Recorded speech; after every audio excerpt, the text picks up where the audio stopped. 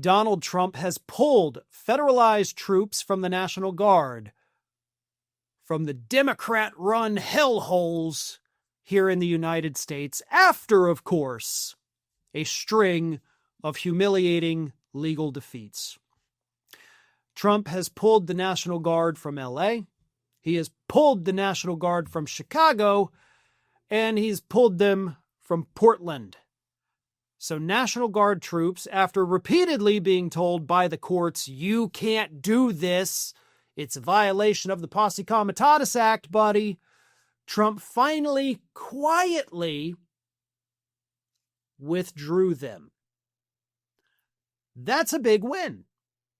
This is, as far as I've seen, one of the first times this administration's actually complying with court orders. It's kind of shocking. Maybe they're turning over a new leaf. Maybe we were too hard on them. Maybe we should all go out and buy MAGA hats now because Trump's going to stop doing illegal things. No, for the love of God, no.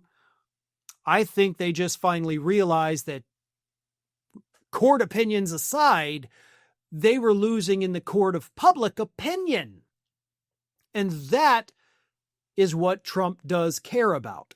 No matter how much he swears he doesn't care about it and all the polls are fake anyway, everybody actually loves me, he knows that's not true.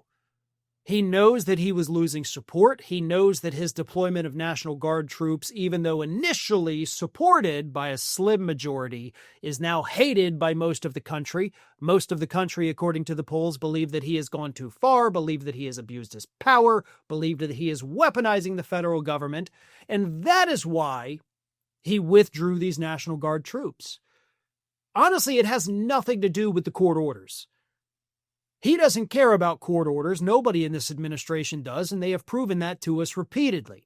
What they do occasionally respond to on some issues, basically a tiny fraction of a percentage of a time they'll respond to this, is when the public says enough is enough. That's what happened here. He realized he was fighting a losing battle. He realized it made him look stupid. So he very quietly pulled them all back and put them away.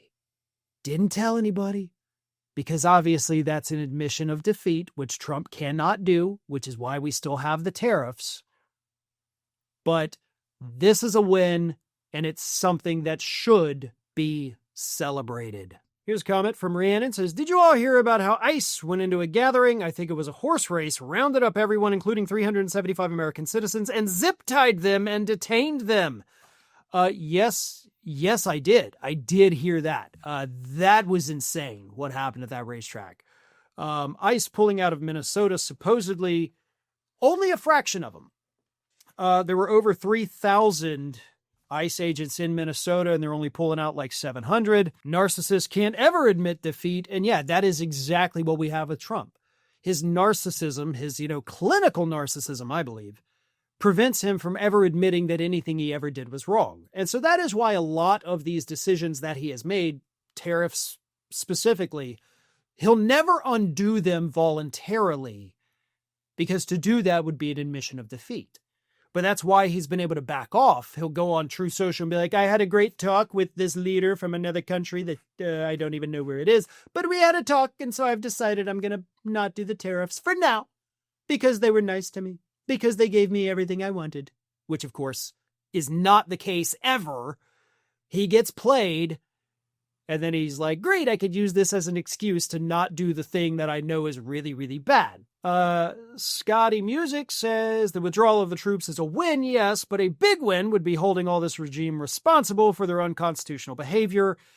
And unfortunately, that is not a thing that can happen until we get majorities in the House and Senate, and then, of course, win the 2028 presidential election with somebody who will put a good, real attorney general in power who will then prosecute all these SOBs. It's a long road ahead for that.